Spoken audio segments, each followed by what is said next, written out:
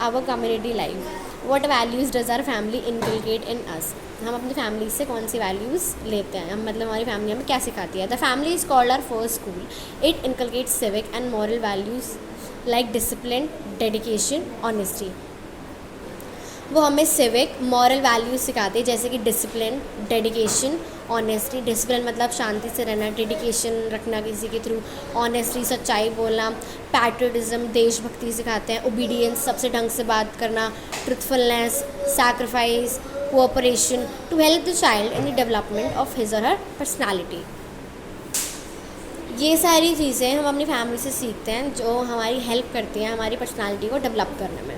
These moral and civic values are known as sanskars. ये जो moral और सिविक वैल्यूज़ जो हम अपनी फैमिली से सीखते हैं इन्हें हम संस्कार्स कहते हैं। How does school help us in our development. School हमारी कैसे हेल्प करती है हमारी डेवलपमेंट में। The school is an integral part of the community life as the school not only imparts education but also school हमें education नहीं देता बल्कि trains us in the art of community living, बल्कि हमें सिखाता है कि हमें इस कम्युनिटी में कैसे जीना है। In fact, it is education that makes us good human beings, capable of making positive contribution for the betterment of the community.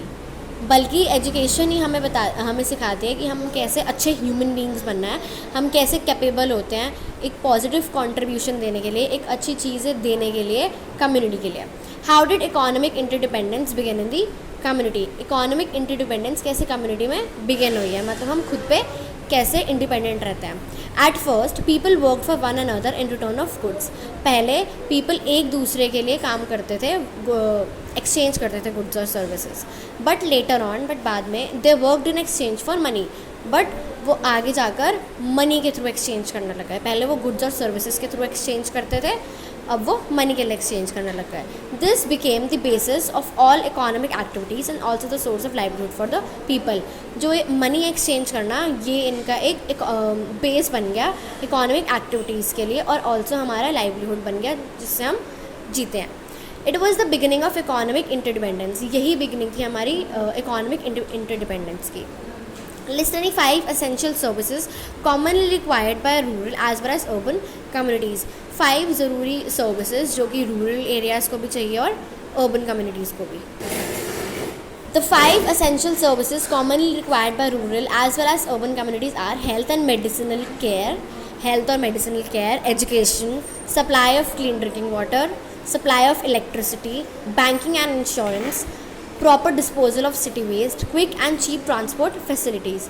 ये सारी असेंशियल चीज़ें हैं जो दोनों कम्युनिटीज़ को चाहिए। Mention the main factors responsible for green revolution in India. Main factors जो कि रिस्पॉन्सिबल है ग्रीन रेवोल्यूशन के लिए इंडिया में। The main factors responsible for green revolution in India are new agriculture implements and machines, नई agriculture machines और जो implements हुए हैं वो। Use of good quality of fertilizers and manures, good quality of fertilizers और manures को use करने से। Availability of finances, available finances जैसे पैसे अवेलेबल होते हैं वो। High yielding variety of seeds, seeds की हाई वैरायटी होती है। तो ई part, how did the community life begin. Community life कैसे बिगेन हुई। Due to advancement in science and technology human needs have multiplied many fold. हमारे science और technology में इतनी एडवांसमेंट हो गई है कि ह्यूमन नीड्स ने उन्होंने जीने के लिए बहुत सारी चीज़ें निकाल ली हैं। The needs, requirements and necessities of human beings completed them to live together and extend mutual cooperation. जो नीड्स और रिक्वायरमेंट्स और जो नेसेसिटीज़ हैं ह्यूमन बींग्स की, उनसे हम सब ने कंप्लीट कर लिया अपने आप को एक साथ रहने के लिए, और हमारी जो म्यूचुअल कोऑपरेशन है जो हम एक दूसरे साथ एडजस्ट कर लेते हैं वो एक्सटेंड कर लिया। This gave birth to community. ये सब कुछ ने बर्थ दिया है कम्युनिटी को। How does the cultural exchange help in the community development. Cultural exchange ने कैसे हेल्प किया है कम्युनिटी डेवलपमेंट में। India is a country of various cultures, customs and traditions which are influenced by geographical condition. India एक ऐसी country है जहाँ पर बहुत सारे कल्चर्स हैं, कस्टम्स हैं, ट्रेडिशंस हैं, जिन सबसे इन्फ्लुएंस है, मतलब जिन सबसे सीखा है जोग्राफिकल कंडीशंस ने, मतलब वो उससे वेरी करती हैं।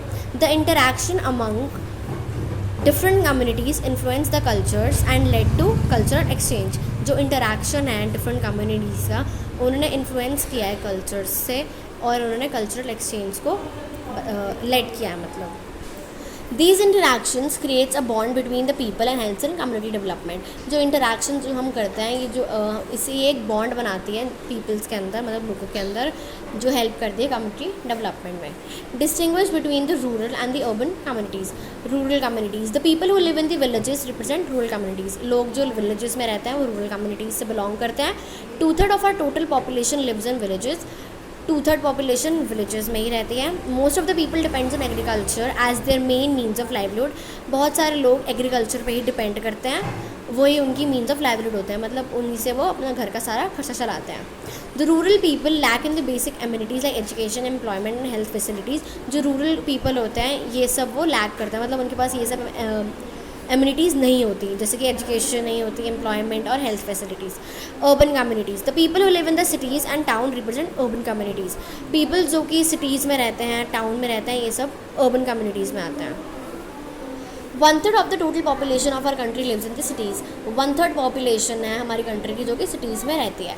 Most of the people depends on industries as their main means of livelihood.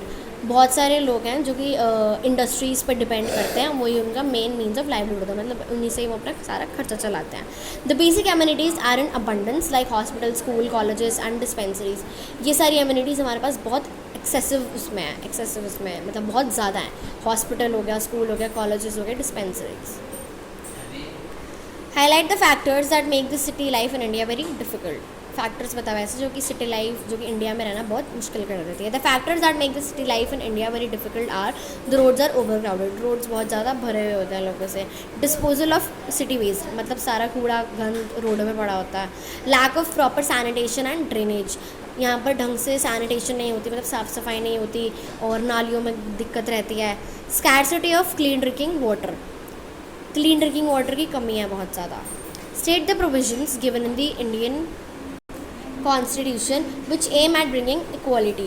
The provisions given in Indian Constitution which aim at bringing equality are the fundamental rights like ये सारी provisions है जो कि Indian constitution में हमें equality देती हैं।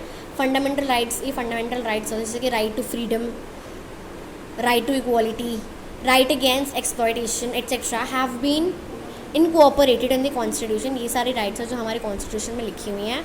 Similarly the directive principles of state policy are guidelines to the government at different levels to plan and act upon etcetera.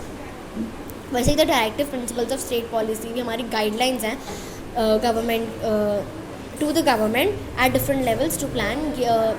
ये जो पॉलिसी है ये हमें बताती है कि गवर्नमेंट ने कैसे सब कुछ प्लान कर रखा है और वो कैसे एक्ट करती है हमारी सारी चीज़ों पर।